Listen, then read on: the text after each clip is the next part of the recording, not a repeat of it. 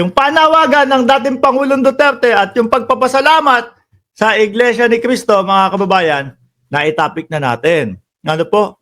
So ngayon, ang sagot naman ng Iglesia ni Cristo, ayan, hindi daw po yun ang layunin. Di ba? Hindi daw po yun ang layunin, mga bossing, nung rally. Kaso yun po ang nakita namin. Yun po ang narinig namin. Di ba? Ang pagtatanggol sa vice-presidente. Kaya nga lagi nating sinasabi, mga bossing, yung mga nakakausap natin ng mga Iglesia ni Cristo. Sabi nila, Boss Mark, pumunta ako doon para sa peace rally. Nagulat ako. Political rally pala yung aking pinuntahan. Tayo naman po, mga kababayan, hindi naman po tayo BO-BO eh. No? Nung unang nag-announce po yung kasamahan nila o yung dalawang host doon sa Net25, mga bossing, ramdam ko na agad eh, naku, pro Duterte tong mga to. Kaso lang ho, mga bossing, nung pagka-announce nila nun, biglang hindi tanggap ng mamamayang Pilipino. Biglang nakita nila negatibo ang dating sa Pilipino nung pag-announce nila nun. Medyo umatras sila ng konti, no?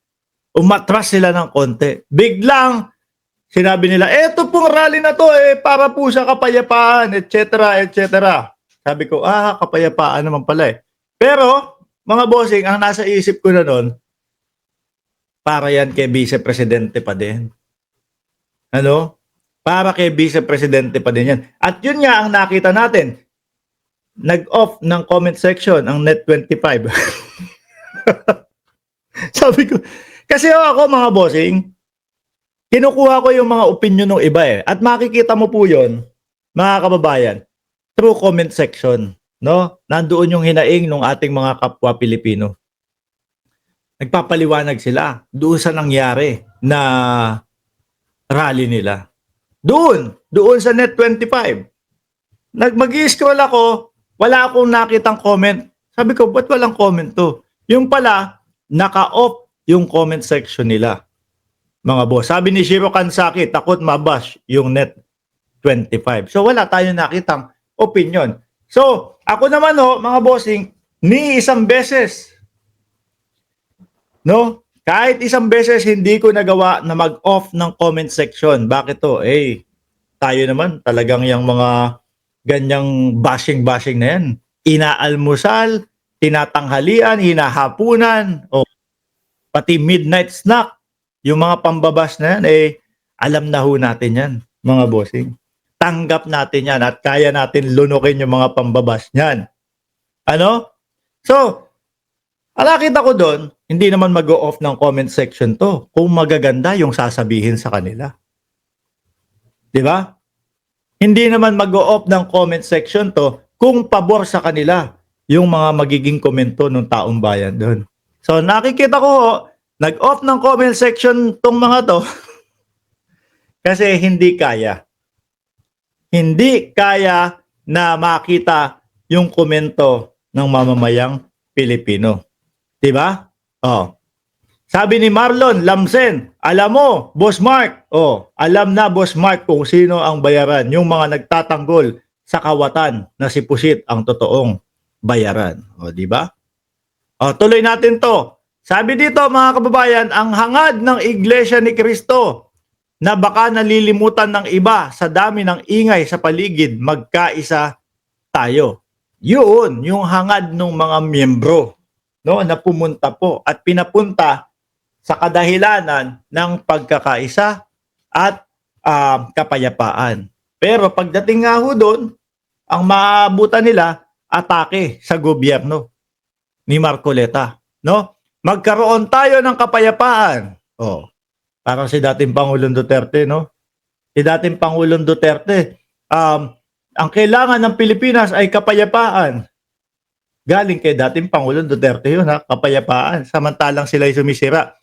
Sapagkat pag hindi tayo nagkaisa at walang kapayapaan, yung mga problema natin ngayon sa halip na malunasan ay lalong lalala, lalong tatagal. Kailangan na malunasan yung mabibigat na problema. Korupsyon ang nakikita kong napakabigat na problema ng bansang Pilipinas. At yun ang dapat talagang malunasan.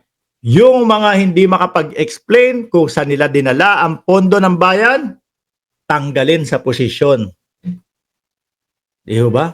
Dahil yun ang umuubos sa pera ng bayang Pilipinas.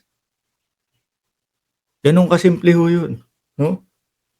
Ganun kasimple po yun.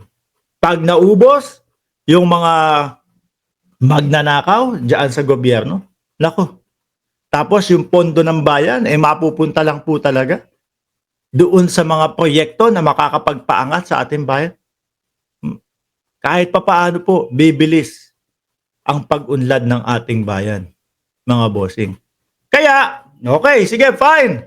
Kapayapaan rally, peace rally. Tapos na naman yan no?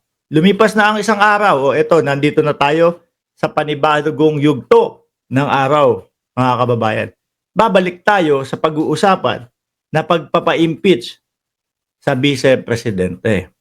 Bakit ho? Dahil hindi nila maipaliwanag sa atin kung saan po napunta ang pondo ng bayan. Ayaw nilang ipaliwanag. Sabi ni FS, FS na lang ang iaano ko sa iyo, itatawag ko sa iyo, no? Ayaw kong basahin yan dito sa channel. Mamaya ho, pagkatapos nitong live na ito, lilipat tayo doon sa second channel. At doon, yung mga ganyang mga PIPI, doon po tayo babanat ng mga PIPI, mga kababayan, no? Ilalagay dyan yung link ni Jordan G sa ilalim para lipatan agad tayo doon. Sabi ni FS, INC has this denial culture. They deny Christ as God. It as a cult, it as a political group. It's Manalos Money Mills. Sabi ni FS. Yan. Aba, mag-all out na. Oo, kasi dito, yung mga salita na gusto natin talagang sabihin, pinipigilan natin kasi may mga menor de edad na nanonood dito. So yun kung kayo po ay lilipat doon sa kabilang channel, no? Kung may mga menor de edad kayong katabi, mag-earphone na lang kayo para hindi nila marinig. Ano? Medyo mas malalalim mo doon. Mas malalalim ang banat dito. Doon sa Mark Ramos. Pinamagatan ho namin yun na Mark Ramos Uncensored. Okay? So, asan na tayo dito? Yan. Pagkatapos ng rally na yon, tapos na po, no? Balik na tayo sa usapin na paghahanap kung saan dinala yung pondo ng bayan. Di ba?